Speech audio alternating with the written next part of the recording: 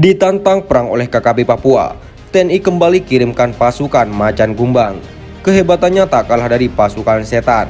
Begini kapasitas prajurit-prajuritnya. Melansir dari sosok.id, beberapa waktu lalu kelompok kriminal bersenjata atau KKB Papua, pimpinan Lekaga Telenggen, sesumbar ajak TNI Polri perang terbuka.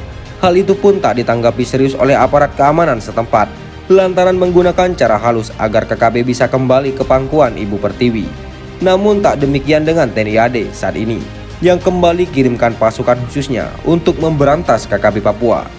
Setelah beberapa waktu lalu, kirimkan pasukan setan untuk membantu aparat memberantas kelompok kriminal bersenjata tersebut. Kini TNI kembali mengirim bantuan pasukan yang juga memiliki julukan cukup mentereng, yakni pasukan macan kumbang.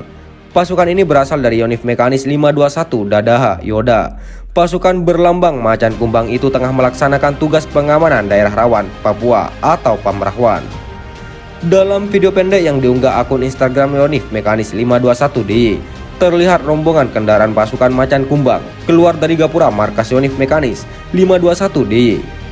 Mereka membawa bendera atau tunggul kebanggaan Satuan Yonif Mekanis 512 DY yang dibungkus dengan kain kuning. Bendera perang Batalion Infanteri Mekanis 521 DY sudah keluar dari kandang kami, sudah siap berangkat Satgas OPS Papua. Semoga diberikan kelancaran dan keberhasilan, tulis Yonif Mekanis 521 dalam captionnya. Pasukan Yonif Mekanis 521 rencananya akan bertugas selama 9 bulan ke depan di Papua. Mengutip dari surya.co.id, Batalion Infanteri Mekanis 521 Dadaha Yuda atau Yonif Mekanis 521 Macan Kumbang merupakan pasukan infanteri mekanis yang berada di bawah Komando Brigif Mekanis 16 Wirayuda Kodam 5 Brawijaya. Berdasarkan surat perintah Pangdam 5 Brawijaya nomor sprint 418/4/2007 tanggal 4 April 2007, Yonif 521 DY beralih komando dari Komando Resor Militer 082 Citra Panca Yuda Jaya ke Brigade Infanteri 16 Wirayuda. Markas Yonif 521 DY berkedudukan di Jalan Ahmad Yani, Kota Kediri, Jawa Timur. Sementara itu, Kompi Senapan C berada di Kabupaten Tuban. Kekalahan KKB hadapi pasukan marinir TNI AL di sejumlah latihan operasi. Digempur sniper hingga tank. Melansir dari surya.co.id, inilah momen kekalahan para kelompok kriminal bersenjata atau KKB saat menghadapi pasukan marinir TNI AL di sejumlah latihan operasi. Diketahui, pasukan marinir kerap melakukan latihan-latihan penumpasan KKB. Dalam skenario latihan biasanya para anggota KKB telah menguasai suatu wilayah hingga menyandera masyarakat. Pasukan marinir pun melakukan serangan kilat secara senyap sehingga membuat KKB kocar-kacir. Bahkan ada juga momen latihan saat pasukan marinir mengerahkan tim sniper hingga tank untuk menggempur KKB. Dirangkum surya.co.id dari berbagai sumber, berikut sederet latihan pasukan marinir menumpas KKB. Yang pertama, dibombardir mortir. Suara ledakan hebat terdengar di pusat latihan pertempuran PLP Marinir 3 Grati, Pasuruan, Jawa Timur. Tampak peluru-peluru mortir berseliweran di angkasa dan menghujani markas kelompok kriminal bersenjata atau KKB. Markas kelompok separatis itu pun hancur tak tersisa. Itulah skenario latihan yang dilakukan oleh Batalion Infanteri 5 Marinir. Melansir dari laman tni.mil.id, prajurit Batalion Infanteri 5 Marinir melaksanakan penembakan senjata bantuan infanteri atau Senbanif untuk menghancurkan daerah persembunyian musuh dengan tembakan mortir 60 mm dan 81 mm dalam latihan perorangan kesenjataan. Kegiatan tersebut dilaksanakan untuk menghancurkan daerah yang menjadi kekuasaan separatis yang dijadikan untuk mengumpulkan massa dan menghimpun kekuatan, di mana tempat tersebut harus dihancurkan untuk menghilangkan sampai akar-akarnya.